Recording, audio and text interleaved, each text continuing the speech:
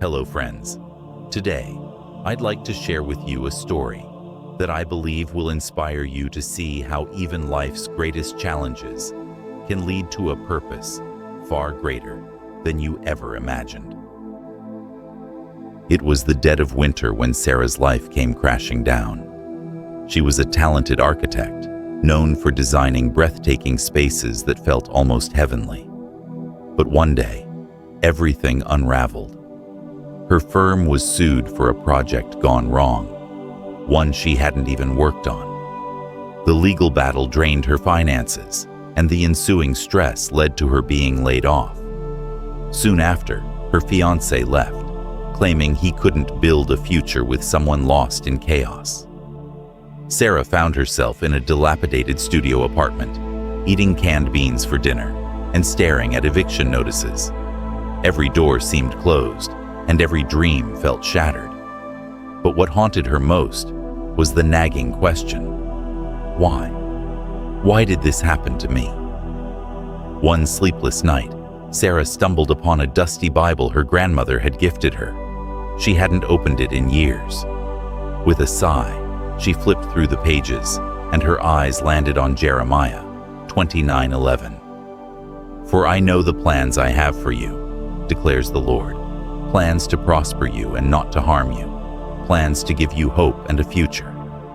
She scoffed. A future? Hope? It felt like a cruel joke. But something about the words stirred her. For the first time in months, she prayed, a desperate, angry plea. "God, if you have a plan, show me, because I can't see it."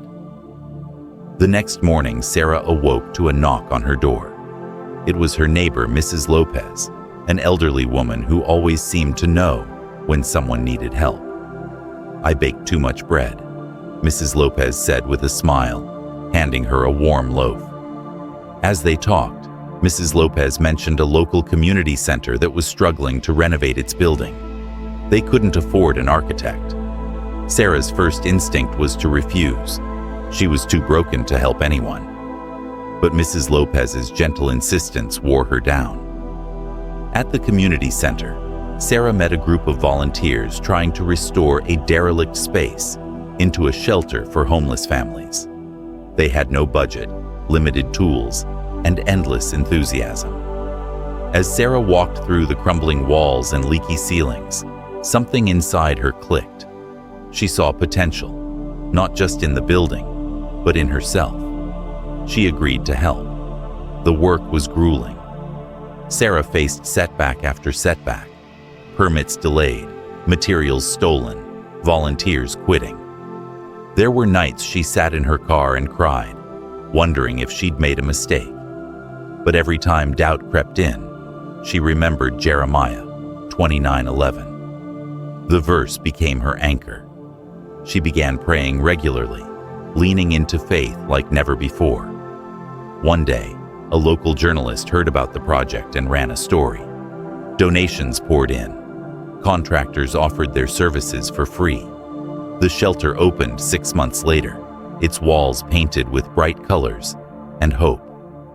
On opening day, a young boy hugged Sarah tightly. "Thank you," he said, his eyes shining. "Now my mom says we won't have to sleep in the car anymore." Sarah's heart swelled. In that moment, she understood. Her purpose wasn't just to build beautiful spaces. It was to create places where people could feel God's love and provision. As the shelter flourished, word of Sarah's involvement spread. The journalist who first covered the story followed up with a new feature titled "The Architect of Hope."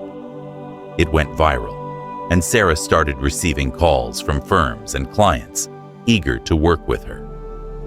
One day, Sarah was approached by a well-known nonprofit organization that specialized in building affordable housing. They offered her a position as the lead architect for their upcoming projects. But this time, Sarah felt something different. She realized she didn't just want to work for someone else. She wanted to create a firm that aligned with her new purpose, designing spaces that brought hope and healing. With the support of some of the connections she made during the shelter project, Sarah launched her own architectural firm. She called it Foundations of Faith Designs, specializing in community-driven projects. Business took off quickly, and soon, Sarah was able to pay off her debts and rebuild her life financially.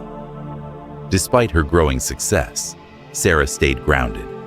She began mentoring young architects, sharing her story, and reminding them that true success is about serving others. Her faith deepened as she saw God's promises unfold, not just in her career, but in her heart. One Sunday, as she stood in the shelter's chapel during a volunteer event, Sarah looked around at the families who now had a place to call home. Tears welled in her eyes as she whispered a prayer. "Thank you, Lord, for giving me a future filled with hope and purpose."